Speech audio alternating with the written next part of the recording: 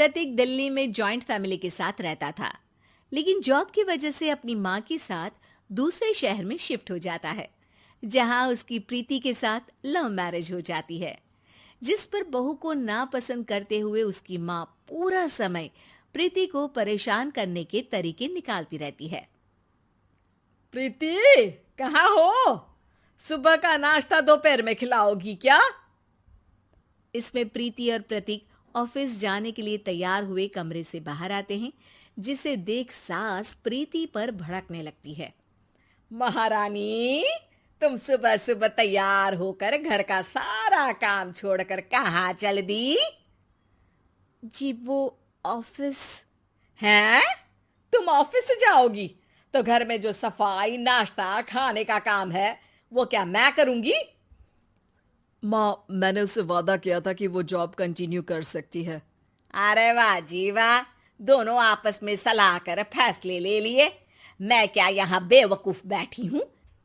मुझसे पूछना किसी ने जरूरी नहीं समझा? मम्मी, आप फिक्र ना करें, मैं आज ही रेजिग्नेशन दे दूंगी। प्रीति ऑफिस के लिए चली जाती है और अगले दिन से जॉब छोड़ घर के कामों में लग जाती है, लेकिन साथ ही उदास भी रहने लगती है, जिसे देख प्रतीक को अच्छा नहीं लगता। मुझे पता है तुम्हें अपनी जॉब कितनी पसंद थी। आई एम सॉरी प्रीति। अरे कुछ नहीं होता, बस मम्मी खुश रहनी चाहिए। अब प्रीति अपनी सास को खुश करने और उनका दिल जीतने की जी तोड़ कोशिश करती रहती है, पर सास कभी उससे सीधे मुंह बात तक नहीं करती। इसी तरह दिन बीतने लगते हैं। एक शाम प्रतीक ऑफिस से परेशान घर वापस आता है। माँ, चाची का फोन आया था। दादी की तबीयत बहुत खराब है, हमें दिल्ली जाना होगा। पति की बात सुन प्रीति तो पैकिंग शुरू भी कर देती है, पर माँ वहीं बूत बनी खड़ी रह जाती है। लगता है मम्मी अपनी सास से बहुत प्यार करती हैं, तभी उनके बीमार होने की खबर सुन शॉक में आ गई। ये प्यार नहीं, परेशानी है। तुम तो ऐसे सोचो कि अब से जब तक दिल्ली में हो तुम्हारे अच्छे दिन शुरू। अच्छा, ऐसा क्या है दिल्ली में? वो तुम्हें कुछ ही घंटों में पता चल जाएगा।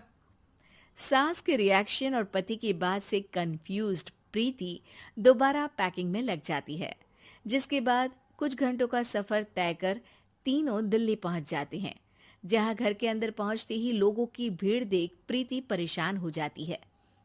हे भगवान, इतनी भीड़! प्रतीक, कहीं तुम्हारी दादी को कुछ हो तो नहीं गया ना? पागल, ये भीड़ नहीं, मेरा परिवार है। क्या? इसे तुम परिवार कहते हो? अरे इसे तो जिला घोषित कर देना चाहिए। तुम्हारा परिवार का तो अपना पर्सनल बिग बॉस बन सकता है। हैरान परेशान प्रीति परिवार वाले सदमे से बाहर निकली भी नहीं होती कि सिर पर पल्ला रखे शांत तरीके से सबके साथ बात करते हुए अपनी सास को देख उसे दूसरा सदमा लग जाता है। हाय राम, ये मम्मी का ऐसा भी कोई रूप है? ये तो मुझे पता ही नहीं था। ये तुम्हारी सास का ससुराल है। तभी प्रतीक की बहन बोल पड़ती है। यहाँ आपको ऐसी ऐसी चीजें देखने मिलेंगी जो सपने में भी सोची नहीं होंगी। हाँ, ये कुछ दिन तो बहुत इंटरेस्टिंग लग रहे हैं। सब एक साथ दादी के कमरे में जाते हैं, जहाँ पहुंचते ही उसे दादी की आवाज सुनाई देती है। क्यों रे, सास से मिलने की फुर्सत मिल गई? दूसरे शहर जाकर छूट क्या मिली? तुम तो भटकता पंछी बन गई। इतने समय में ये तक नहीं पूछा कि जिंदा भी हूं या मर गई। प्रीति की सास अपनी सास के पैर छूती है। अरे कैसी बात कर रही है मम्मी, आपको तो मेरी उम्र भी लग जाए। अरे बस कर, ये झूठी उम्र देने वाली बातों का दिखावा ना कर।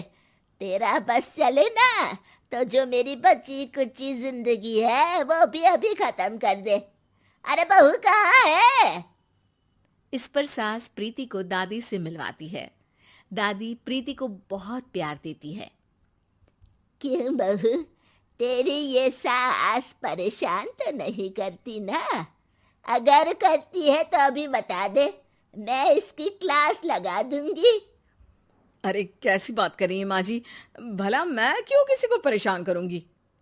प्रीति अपनी सास का ये रूप एंजॉय कर ही रही होती है कि तभी चाची वहां आकर प्रीति को अपने साथ ले जाती है। सास की क्लास लगते देख जो खुशी मिल रही थी वो तुम्हारे चेहरे से साफ पता चल रही थी, इसीलिए ले आई, क्योंकि अगर उन्हें पता चल जाता तो तुम्हारी खैर नहीं थी।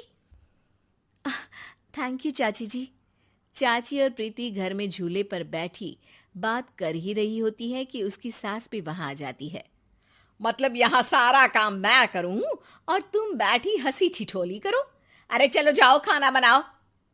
सास प्रीति को डांट कर काम करने भेज देती है, जिसे दादी देख लेती है और एक बार फिर सासू माँ की क्लास लग जाती है, जिसे पूरा परिवार मजे से खड़ा होकर देखने लगता है। क्यों रे, मैंने तुझे काम बोला और तू उस बच्ची को परेशान कर रही है। सास की कोई इज्जत रह गई है इस घर में या नहीं? यहाँ खुद की सास होते हुए भी ज्यादा बड़ी बन रही है। अब नहीं मम्मी जी, मैं तो बस थोड़ी मदद के लिए बोल रही थी। सास रसोई में जाकर काम करने लगती है और दादी प्रीति को लेकर वहां से चली जाती हैं। इसी तरह एक हफ्ता बीत जाता है, जिसमें दादी अपनी बहू को डर, इज्जत और प्यार का फर्क समझाती रहती है और प्रीति उसका मजा लेती है। वापस जाते हुए दादी प्रीति और उसकी सास दोनों को अपने पास बुलाती है। मेरी बहू जिद्दी और अड़ियल है, इसलिए उससे हमेशा सही काम करवाने के लिए मुझे सख्ती करनी पड़ती है।